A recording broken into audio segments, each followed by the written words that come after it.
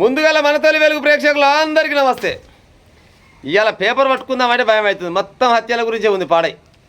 వివాహేతర సంబంధం ఉందేమని, వివాహేతర సంబంధం పెట్టుకుందేమని అనుమానంతో భార్యను చంపిన భర్త. ఏడ జరిగింది ఇది? నాగర్ కర్నూలు జిల్లా పెద్దకొత్తపల్లి మండలంలో జరిగిందంట ఇది. కొత్తరాయవరం గ్రామానికి చెందిన శ్రీశైలం, దేవరకథకు చెందిన శ్రావణి 10 సంవత్సరాల క్రితం వీళ్ళు లవ్ మ్యారేజ్ చేసుకున్నారట. ప్రేమ వివాహం. 10 ఏళ్ల కిందనే ప్రేమించుకొని పెళ్లి చేసుకున్నాడు. ఎంత హాయి ఉండాలి? లేదు. అనుమానం పాత రోగం.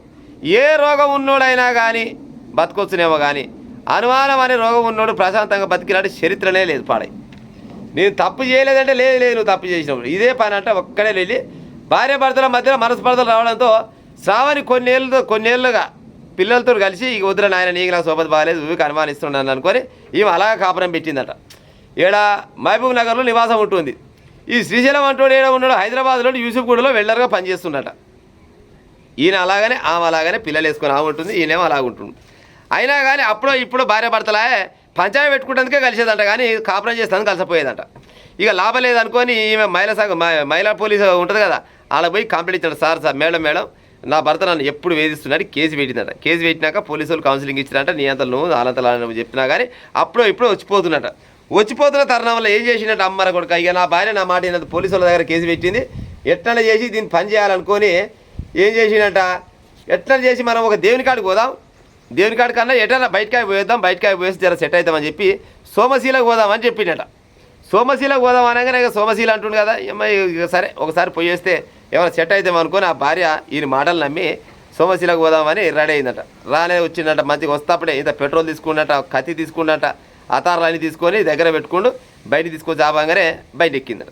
బయట ఎక్కగానే ఇక చిన్న సోమశీలకు పోదాం అని పోతున్నాగానే సోమశీల ఒక అంటే ఈయన అడవిలకాయ నుక్కపోయినాడు. బయటికి అడవిలకాయ నుక్కపోయి అటపోతాం మనూరు అటు కాదు ఇటా అంటే గిడి దాకా పోదామని చెప్పినట్ట. లోపలి కొనబోయినట. ఆ లోపలి కొనబోయి ఆ భార్యని ఇష్టం వచ్చిన రకంగా కొట్టి వెంబడి కొనబోయాక కత్తి, ఆ కత్తి తీసుకొని ఆయనకి నచ్చిన రకంగా పొడిచి చంపినట. పొడిచి చంపి పెట్రోల్ తీసుకుపోయాక పెట్రోల్ తీసుకపోతే ఆ పెట్రోల్ పోసి అగ్గిపుల్ల ముట్టించాడు. కథం చేసిండు. కథం అయిపోయిందా? ఇక అమ్మాయి వల్ల ఈమె ఇలా తల్లిదండ్రులు ఎక్కడవా నా బిడ్డ ఎక్కడవా అని చూస్తున్నాగానే ఇక వస్తలేదు పోయి పోలీస్ స్టేషన్ కంప్లైంట్ ఇస్తే భర్తను ఇంట్రాగేషన్ చేస్తారు కదా. భర్త చెప్పినట్ట, నా భార్య అంటే నాకు ఇష్టం లేదు, అనుమానం అయింది, అనుమానం నాకు బాగా ఆమె అక్రమ సంబంధం పెట్టుకుందని అనుమానం ఉంటే అందుకోసమనే చంపినా అని చెప్పిందట. పోలీసులు కొనిపోయి లోపలేసారు. అవురా పిల్ల 10 ఏళ్ళ కిందనే ప్రేమ వివాహం చేసుకుంటే ఆమె ఎటువంటిది ఏం కథ అనేది అంత ఎరికే కదా. మరి గత మంచిగా లవ్ చేసి పెళ్లి చేసుకున్నాక 2 పిల్లలు పుట్టినాక ఇక అంత అయిపోయా 10 ఏళ్ళు అయిపోయినాక ఏదో ఇంకో 10 ఏళ్ళు బతితే పిల్లలు పెళ్లికి ఎదుగురు, వాళ్ళ పెళ్లి వాళ్ళు చేస్తే అయిపోయేదానికి ఉత్త పుణ్యానికి పిల్లలు కొనవే చంపుతీవి.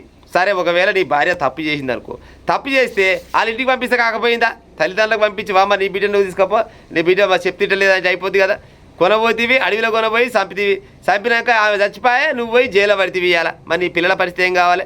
ఈ క్షణిక ఆవేశం పాడైపోను. క్షణిక ఆవేశంలో ఏం చేస్తాం ఏం కథ అనేది అర్థం కాదు. ఈ అనుమానమే పాత రోగం అనేది అందుకోసమనే. మత్తు మంది ఇచ్చి బాలికపై అత్యాచారం. అయ్యో ఎక్కడ జరిగింది ఇది? కొత్తగూడెం అట. అభం చూపేం తెలియని ఓ గిరిజన బాలికపై తన కుటుంబ సభ్యులకు చూడాలనుకొని ఎంతో ఆనందంతో సొంత గ్రామానికి బయలుదేరిందట. అన్నకు ఫోన్ చేసిందట. అన్నకు ఫోన్ చేసి అన్న నేను వస్తున్నా, మన ఊరికి వస్తున్నా, మన రాష్ట్రం కాదు పక్క రాష్ట్రం అట, వస్తున్నా జర ఇక అంటే ఎట్టుంటుంది చాలా రోజుల తర్వాత ఊరికి పోయేసరికి సంతోషం ఎక్కువ ఉంటుంది కదా అని చిన్నగా ఆటో చూసుకుందట. ప్యాసింజర్ ఆటో ఉంటే ఆటో ఎక్కిందట. ఆటో ఎక్కి అట్లా కూర్చుందో లేదో ఆటో డ్రైవర్ గాడు ఇంక 2-3 కలిసిరంట. ముందుగానే ప్లాన్ వేసుకున్నట్టు ఈ కొడుకులు బాగా తాగిరు, ఈ తాగుడు పాడైపోను, మరి గంజాయి తాగుతురా మందు తాగుతారు ఏం తాగుతారు అర్థం. తాగినోనికి ఇక కిందో పానం మీద అంటారు కదా, ఈ తాగిన అమ్మాయి కావాలి. అమ్మాయి 17 ఏళ్ళ అమ్మాయిని తీసుకుపోయారంట. ఇష్టం వచ్చిన రకంగా రేప్ చేసి అత్యాచారం చేసిరంట. అత్యాచారం చేసి ఇక పని చేసుకొచ్చారు. ఇప్పుడు ఆ క్షణంలో ఎంతో కొంత ఆనందం ఉండొచ్చు, కానీ రేపటి నాడు పోలీసు వాళ్ళు కొనబోయి లోపలికి కొనబోయినాక వాళ్ళు చేసే ఆ అత్యాచారం కంటే ఈ పోలీసు వాళ్ళు చేసేది ఇంకెక్కువ ఉండదు ప్రజలారా.